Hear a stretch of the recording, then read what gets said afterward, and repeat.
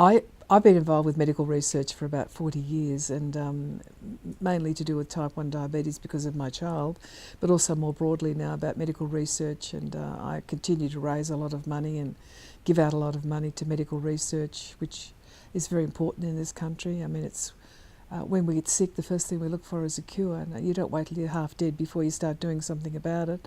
So I've just decided that was something I was going to do, and I do it every day of the week, and hopefully I can make a small difference in the lives of my fellow Australians. In a different light?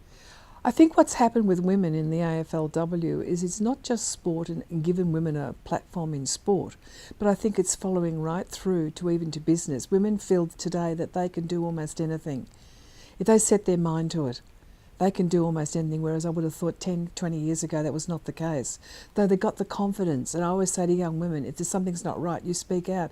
And I think more and more women now are speaking out if something's not right. So it's just not just sport, but in business as well. And it's really encouraging to see what young women knowing now that they can do almost achieve everything. I mean, I chair St Vincent's Institute. I did it for 12 years, and women there who are medical researchers, 60% are women.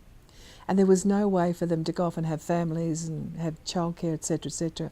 So I put something in place where a research assistant comes in and fills in their position whilst they're on maternity leave. Now, it's a no-brainer. 60% of our researchers are women. So we should be making pathways for women like we should be doing it for women in sport. So I think it's evolving women in business and women in sport. And women, as I said, are becoming more and more confident in their roles in life. And I'm not a great believer in quotas on boards. I think you earn that right by the work you put in there and work hard and you're acknowledged. I've never been a great believer in that. I never have.